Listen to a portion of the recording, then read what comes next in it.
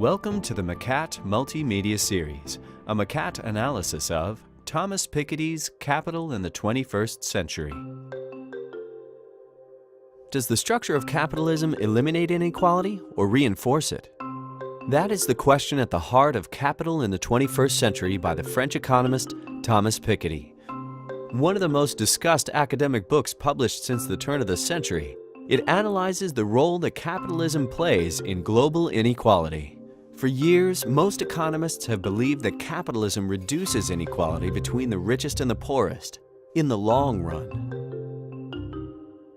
For example, the Kuznets curve hypothesis suggests that inequality rises when countries industrialize, but then falls. Piketty disagrees. He claims that capitalism creates greater economic inequality. The Kuznets curve was constructed using data relating to wealth and income collected from the late 19th to early 20th century. But Piketty benefited from a whole century of extra data, right into the early 21st century. Using this wider pool of figures, Piketty does two things. He argues that Kuznets' data is misleading because it was drawn from what turns out to be a very unusual period of history. And he creates a theory he calls the central contradiction of capitalism. So what is this central contradiction of capitalism? Throughout history, the annual rate of return on capital, which means the profits or the interest you earn from investing your money, usually exceeds the annual growth rate of the overall economy.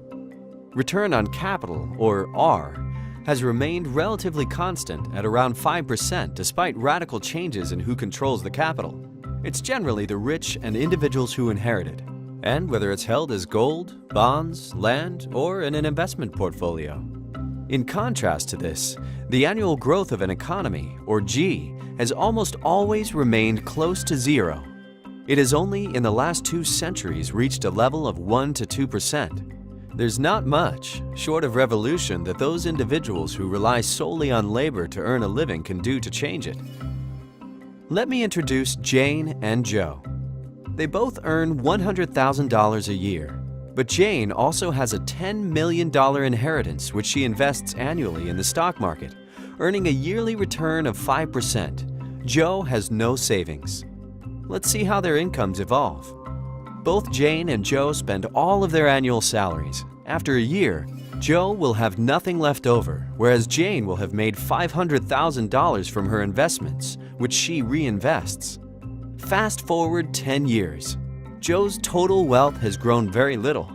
It depends on whether he is able to negotiate a raise, but raise or no raise, Jane's $10 million has now grown to be worth more than $16 million, demonstrating Piketty's argument that the difference in interest between R and G can lead to widening inequality over time. To avoid this, he proposes a global tax on wealth that would effectively lower the rate of return on capital. A more detailed examination can be found in the McCat analysis.